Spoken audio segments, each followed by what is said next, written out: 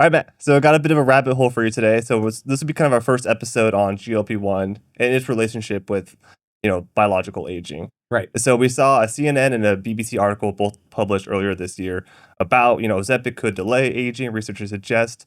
And so I wanted to get your opinion on it. So my first question for you would be, does this slow aging? And if so, how would it work mechanistically? I think this is a really interesting question, and it's one that is getting a lot of attention. So again, just to take a step back, these class of drugs, GLP-1 agonists, semaglutide, Ozempic, Mounjaro, right? They all act through a similar mechanism of action. First approved to prevent diabetes, and then more recently, and what has led to most of the attention that these drugs have gotten in the last few years, to prevent or reverse obesity, right? Because they're very effective at reducing appetite, essentially. And so we'll get into maybe more detail on the mechanism of action in a future episode. But for today's episode, I think this question of do they impact biological aging? And if so, how?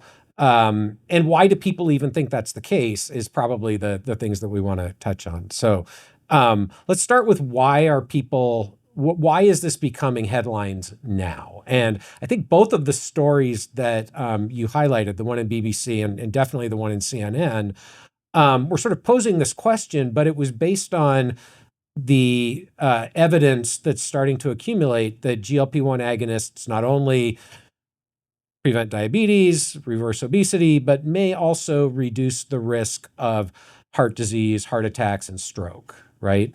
And so I think that's pretty clear that almost certainly is true. And in some ways, I sort of feel like it's also obvious, right? That if you take people who are obese or overweight and you get them to lose weight, of course, their risk for heart disease and stroke and a bunch of other age-related diseases is going to decrease, right? So I get why we need to do these studies. I also feel like this is completely obvious. Like, we didn't need to do the study to know that this would be the case. We don't need to do more studies to know that it's going to be the case. We need to do more studies to convince the medical community, to potentially get FDA approval, to convince the general public. But I think anybody who understands obesity and biology will be like, this is sort of obvious. That if you take obese people and get them down into the normal weight range, a bunch of good stuff is going to happen in terms of health risks. Okay, so having said all of that,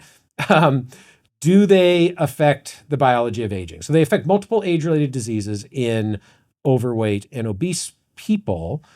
One question is, would they have the same effect on those diseases in normal weight people? I don't think we know the answer to that.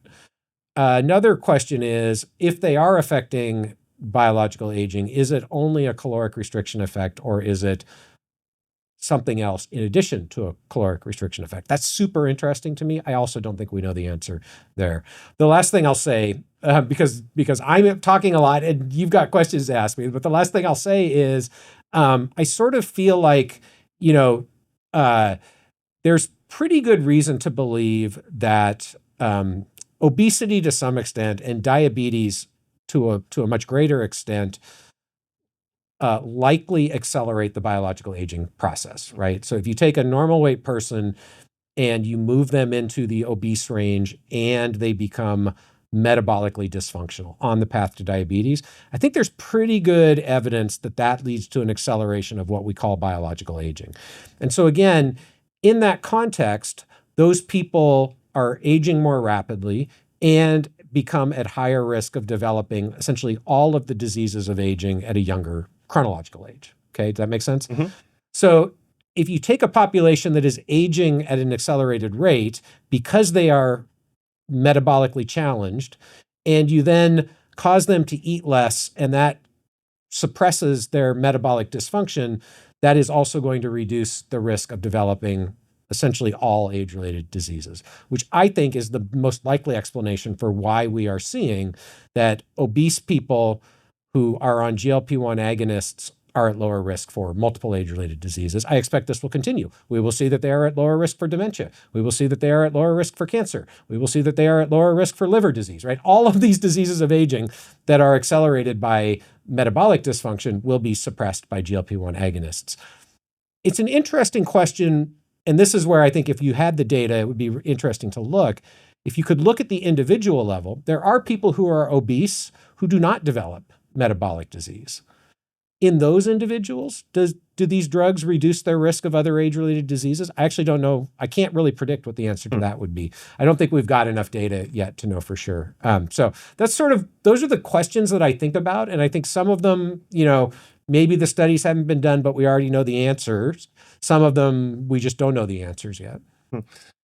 Does anything that improves health, could you potentially have a headline or make an argument that it also slows the rate of aging because it improves health? Yeah, I mean, this is another, I think, really important and insightful question that is complicated. I don't know exactly where I land on that. Certainly you can make that case, and that is more or less what we see. Almost everybody who claims that X reduces or X reverses biological aging, what they have actually shown is that X either reduces or reverses one molecular marker of aging, usually epigenetics, or X improves health. Mm-hmm. Yeah. Those have not very often been shown together. So here's the way I think about it. I would suggest that health and biological age are strongly correlated, but not equivalent, right? In other words, biological age is going to be perhaps the greatest predictor of your risk for a bunch of age-related diseases. There are certainly ways to impact health that are independent of biological age, right? You could walk out that door and trip over something and break your leg. Did you become biologically older? Probably not. Mm-hmm. Did your health decline acutely? Yes. There are lots and lots of ways you can imagine that. So I think we want to be a little bit careful not to assume that those are equivalent, but especially when we're talking about health in the context of risk for multiple age-related diseases, it's probably the most likely explanation is that you have somehow impacted the biological aging process. Now, can you impact only, let's just think of it in the context of the hallmarks, even though that's an incomplete representation of biological age. Could you impact, say, only 2 hallmarks of aging and improve health? Sure. Have you impacted biological aging by doing that? Sure. Have you slowed biological aging if you only affect 2 hallmarks of aging? I don't know. Have you reversed biological aging if you reverse 1 hallmark of aging? Probably not. So again, I think we've got this really simplistic and incomplete understanding of what biological aging is and also how it intersects with health. So I think we want to be careful not to assume that they're equivalent. This is sort of a half-baked thought, but I always come back to the 5 hallmarks of metabolic syndrome. I don't know if you want to go through those or not, but to me, like if it affects those, it probably affects your overall health, your longevity, your well-being. Like that's a good place to start. Or maybe a different way of thinking of it. This is, I think, something that I've thought of a lot throughout my career when it comes to aging is there are many, many ways to shorten lifespan. Mm-hmm. There are many, many ways to reduce health. It's very hard to increase lifespan without impacting biological aging at the population level, right? Certainly for individuals, if you're going to die from cancer, we fix cancer, your lifespan is going to be extended. But at the population level, it's really hard to have a big impact on lifespan if you don't significantly impact biological aging. I'm not sure if that's true for health.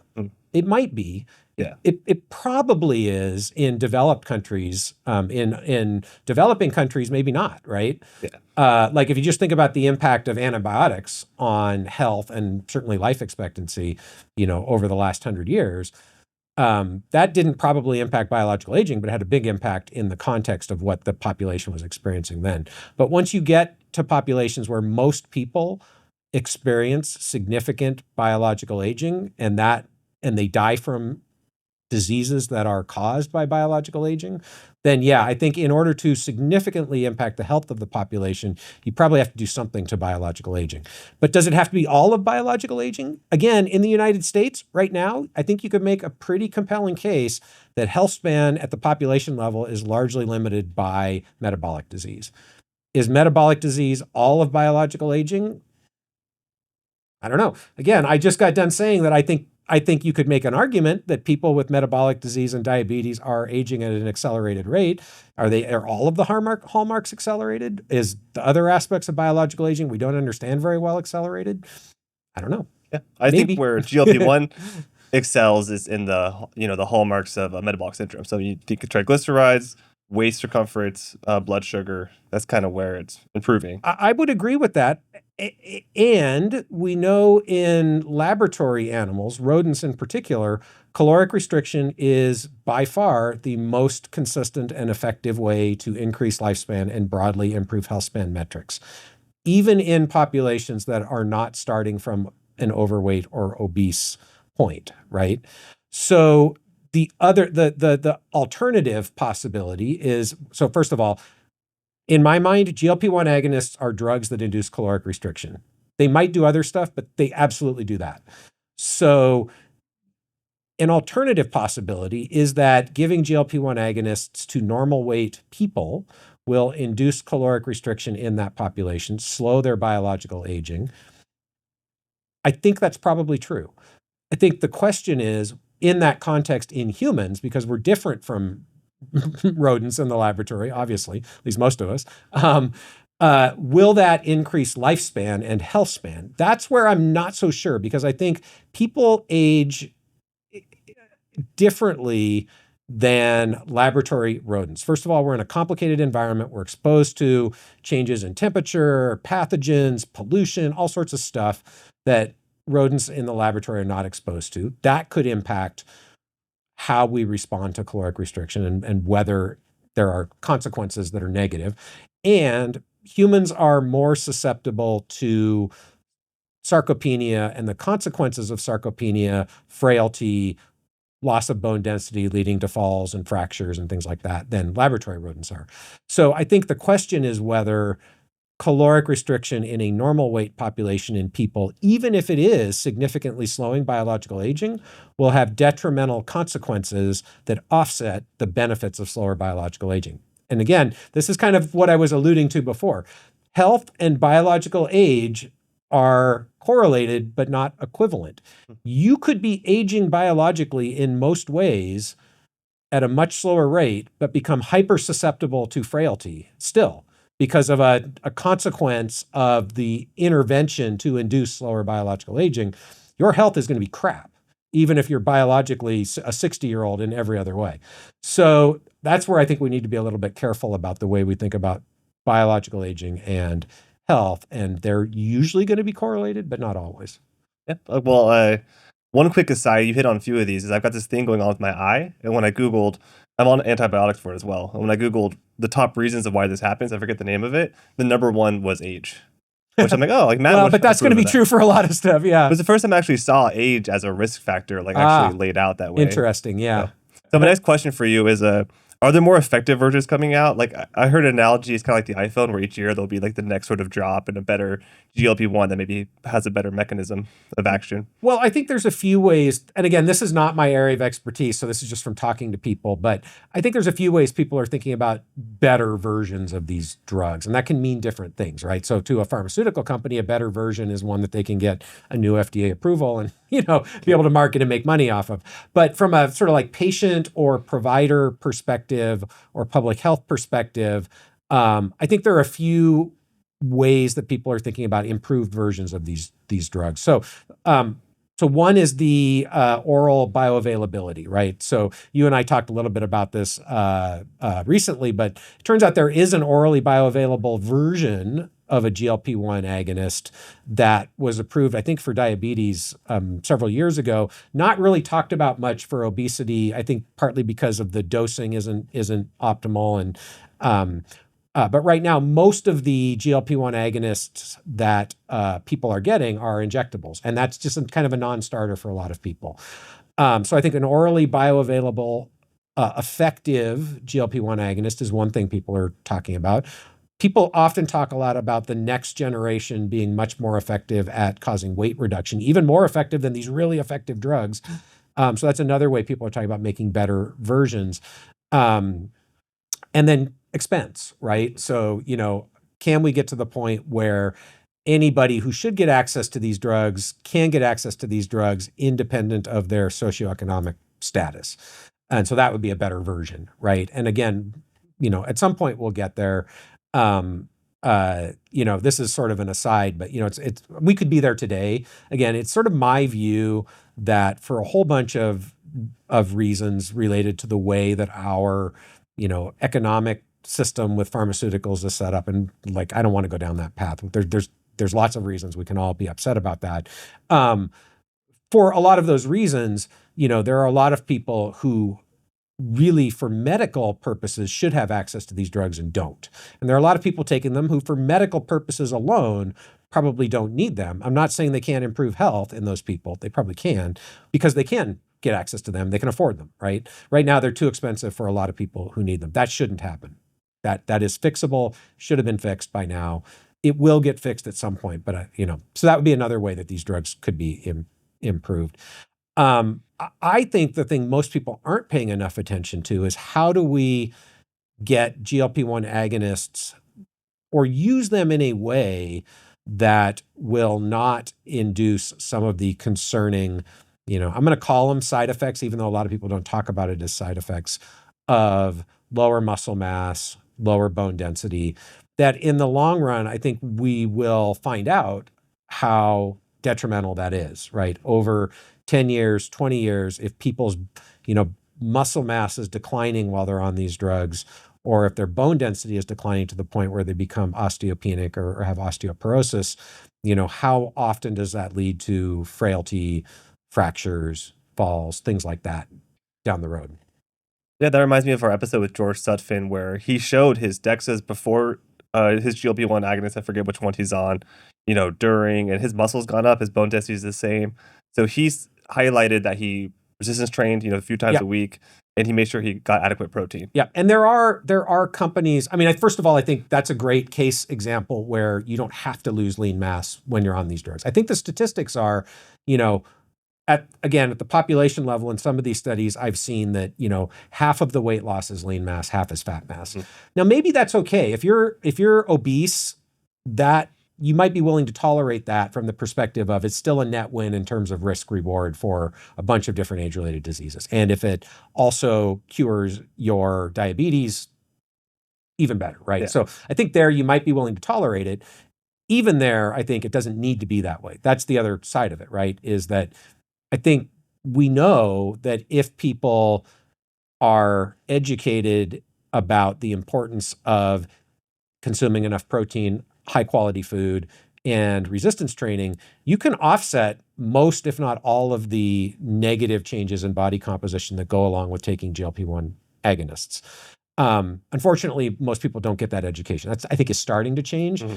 But so it is possible to get the win of reducing your fat mass, particularly visceral adipose, without the loss of reducing your lean mass. And I think George is a good case example of that. There are companies trying to develop, second drugs that you can take with the GLP-1 agonists that'll protect against lean mass loss.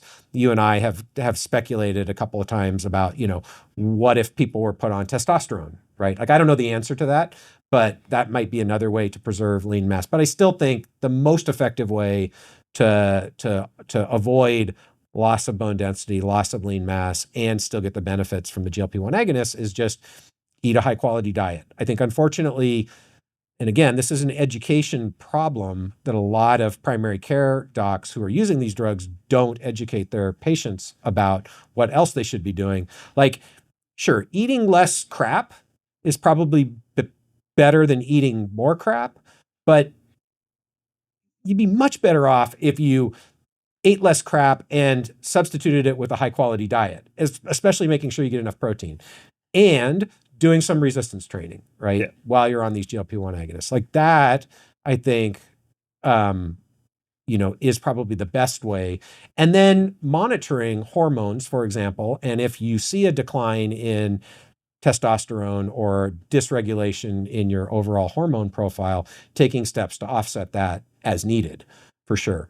So anyways, I think there are ways that these drugs, the way they're being used, can be improved, regardless of whether the next generation of drugs are more effective. And I'm not 100% convinced that do we really need more effective GLP-1 agonists in terms of amount of weight lost? For some people, sure. There are probably some people who are, non-responders or poor responders. And for them, maybe a slightly different version would be beneficial. At the population level, I don't know. I guess the question would be, can you develop a GLP-1 agonist that is more specific for fat mass? I'm skeptical, because anytime you restrict calories, you're gonna lose lean mass if you don't take steps to maintain it, right? And could you develop a more effective GLP-1 agonist that once you stop taking it, you maintain the weight loss? We haven't talked about that yet, but that's the other piece of the puzzle here. Is the studies that I'm aware of show that many people, maybe a majority of people, actually regain the weight when they stop taking these drugs. Yeah. With the added, negative piece that while half the weight they lose while they're on the drugs is lean mass, when they regain the weight, it's all fat mass. So you actually end up at a worse body composition than you started at in some cases. Yeah. So is it possible to develop GLP-1 agonists that you can stop taking and the weight stays off? Again, I'm kind of skeptical, given that the way the drugs work and that they're inducing a caloric restriction phenotype by attenuating appetite. Unless that appetite attenuation is maintained after you stop taking the drug, I don't really see how that's going to work to keep the weight off. Yeah. I saw one study from Diabetes, Obesity, Metabolism in 2022 that after a year of stopping taking the semaglutide, they gained 2/3 of their weight back. I'm not sure what percent of that's muscle, what percent of that's fat. Yeah. I almost guarantee that after that 1 year, their basal metabolic rate was lower. And if they didn't have Right. the habits or the lifestyle or the nutrition, the sort of education, Right. they could end up back where they were relatively quickly. Yeah, I think that's right. Yeah. And again, one of the challenges, so first of all, we've talked a lot about some potential downsides to these drugs. Look, they're really good drugs. They're really effective at doing what they do. And I don't want to lose sight of that. And I think there are many people whose health has benefited greatly from taking these drugs. But this is an experiment in real time, and we don't really know what the long-term consequences of especially the lean mass loss and potential changes in bone density. I actually don't know for sure how solid the data is at this point for the consequences to bone density over 10, 20 years, right? Because we haven't had that many people on these drugs for that length of time. But you would anticipate, if they stay in a caloric restricted state and don't take steps to maintain bone density, that you will see loss of bone density as well. So those are just reasons to be aware, paying attention, to improve education around these drugs, so that the people who are taking them and getting these benefits for a bunch of different age-related diseases, moving from obese and metabolically perturbed to hopefully normal weight and metabolically healthy, getting those benefits can take steps to avoid some of the potential pitfalls that may be coming. So a lot of these studies, they're talking about expanding the net on who to be eligible for GLP-1 agonists. It was diabetics and then obese people, and now they're saying people with cardiovascular disease. Do you think we need studies like this to know who's eligible for drugs like this? Yeah, I mean, it's an interesting question. So I guess I would think about this a couple of ways. So I think if people are at a body weight that we know is suboptimal, it should be on the table, right? These drugs should be on the table as a way to get their body weight to an optimal level, right? I would suggest, and again, this goes back to what we touched on before, I don't know the answer. Do people who are not metabolically challenged, right, who don't have diabetes or prediabetes, but who are overweight, how much would they benefit from these drugs? I don't think we know the answer, but my guess is at least not as much as people who are diabetic, right? And then people who have heart disease but aren't overweight, again, that's a different question. Do these drugs have beneficial effects for aging in general or for specific diseases in people who are not overweight? I think is a different question. And there's some evidence to suggest they could, but I think it's still pretty early. I'm kind of fascinated and haven't had a chance to really look into this in depth, but maybe we'll do an episode on this in the future, is, what is the evidence for effects of GLP-1 agonists that are independent of caloric restriction? And there is some. There are studies that claim that they have seen improvements in inflammation and things like that without reduced caloric intake. I haven't had a chance to really look at those studies carefully, so I'll just leave it at that. I don't know how strong that data is. The GLP-1 receptor is expressed in lots of places in the body. So you could imagine that GLP-1 agonists could have effects independent of food consumption through, affecting immune function or brain function or heart function by directly binding the GLP-1 receptor in a variety of different cell types and tissues. So again, I think it's a little bit early to know. It's a really interesting question. And then there is still this piece of, is caloric restriction, let's just say it is all through a caloric restriction mechanism, does caloric restriction slow biological aging starting from a normal weight in humans? We know it does in rodents. Like, I don't think there's any question about that. Does it in humans? I don't think we know the answer for obvious reasons. The evidence is pretty good that we have is that it probably does, at least partially, but as I alluded to before, might there be negative consequences that offset at least the longevity benefits you might get from slower biological aging, starting from a normal weight and then calorically restricting? So lots of open questions here that I think are fascinating and super interesting. So if you had a loved one or someone in your life who was a good candidate for a GLP-1 agonist, what would be your sort of elevator pitch or like your main bullet points to kind of summarize why they should take it and what you'd recommend for them to do while they're taking it? Yeah, I mean, I think there's a few things that, it would be good for them to be aware of before they even start, right? Again, how these drugs work, at least at the level of, they're primarily going to work by reducing your appetite, right? So you're not going to feel the need or the desire to eat as much food, which makes it really important that the food that you eat is high quality. So I think education around diet quality should be, near the top of the list, because you're going to eat less. So it's really important that what you do eat is high quality food. And part of that is making sure that you get sufficient protein in your diet, right? So following not only the quality of the food that you eat, but to some extent, at least macros, grossly speaking. Resistance training. So again, if you do not do some form of resistance training, it is almost certain that you will lose both lean mass and fat mass as you lose weight. And there are lots of reasons why you don't want that to happen. So resistance training. I would add, and this is something I haven't seen a lot of people talk about, regular blood work that goes beyond what you're going to get at your primary care physician. So sure, you want to know if your HbA1c is going in the right direction and your insulin and glucose and your lipids. You also probably want to know what's happening to your hormones, because caloric restriction is one of the most profound ways to lead to a reduction in testosterone and dysregulation in hormonal profiles. So I would pay attention to hormones for sure, and take steps if your hormones are getting, out of range to fix that.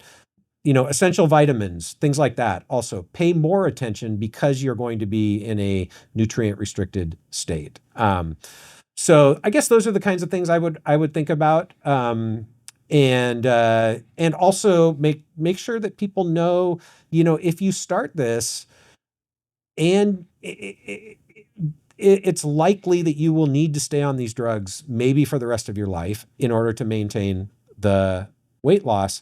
But one of the ways that you can take steps to increase your chance of being able to come off the drugs is to develop habits around both nutrition and exercise as part of the process of starting this journey, right? In other words, look at it as an opportunity where these drugs can be used as an aid to get you to a better health span trajectory and to develop habits that are sustainable, where if it's important to you to be able to come off of these drugs, you give yourself the opportunity to. Again, learning what a high quality diet looks like, learning what portions to calories look like, making sure you're consuming enough protein, resistance training, how to do it effectively. I think these drugs, and used in that context, can be quite powerful, because one of the hard things, if you go to somebody who has not, ever developed healthy lifestyle habits and has gotten to a point where,